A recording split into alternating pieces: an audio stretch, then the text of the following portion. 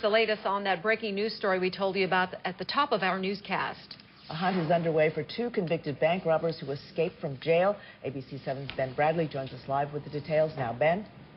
Linda, Sylvia, moments ago, an FBI spokesperson told me that agents have received a credible sighting of these two escapees in southwest suburban Tinley Park. How did the two men get there?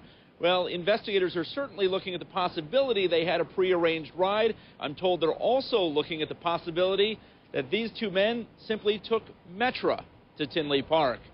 How did they escape from what amounts to a fortress of a prison facility in downtown Chicago? Well, they borrowed a scene from countless prison break movies, tying towels, bed sheets, and other fabric together. Knots are spread every few feet. There's even a makeshift harness dangling from the end of the rope, which extends down about 15 stories and ends just a few feet shy of the roof of a corridor that connects to an adjoining parking garage.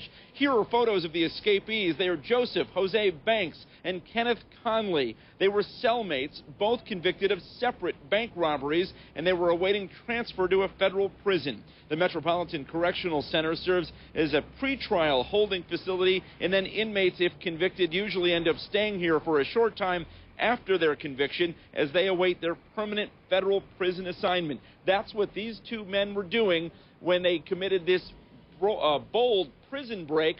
Guards last spotted them as part of a routine count at about 5 o'clock this morning. They were noticed missing at 8:45 this morning, which means these two men have a between 3 and 6 hour head start on authorities. But again, moments ago, the FBI telling me that they have a credible sighting of these two escapees who should be considered dangerous in southwest suburban Tinley Park.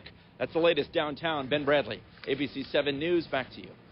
Now, Ben, this almost seems it's not even possible. Looking at that rope hanging from outside of the window, it seemed almost too simple. You've been inside the MCC. What's it like in there?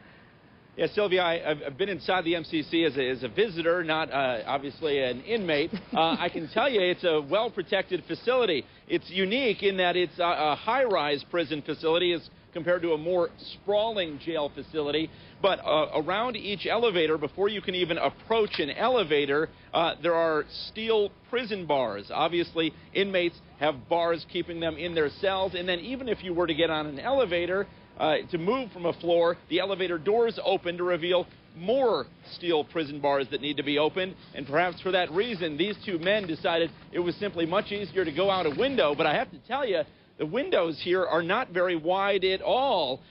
You would have a hard time squeezing yourself out of them, even if you were turned sideways, shimmying out. So these two men, I don't have their weights, but obviously they weren't very big, not only to get out of that small window opening, but then to support themselves on the way down. I was thinking the same thing. Stories. Those windows are very small. And thank you for the clarification, by the way, as to why you have been in there. We appreciate that. Ben Bradley reporting. You're welcome. The Metropolitan Correctional Center is a federal prison. It is located in the South Loop. It houses inmates who are awaiting to appear in federal court. Now, both of the escapees were awaiting sentencing on bank robbery charges. The last escape was in 1985 when two convicted murderers climbed out a 6th-floor window. They were arrested months later.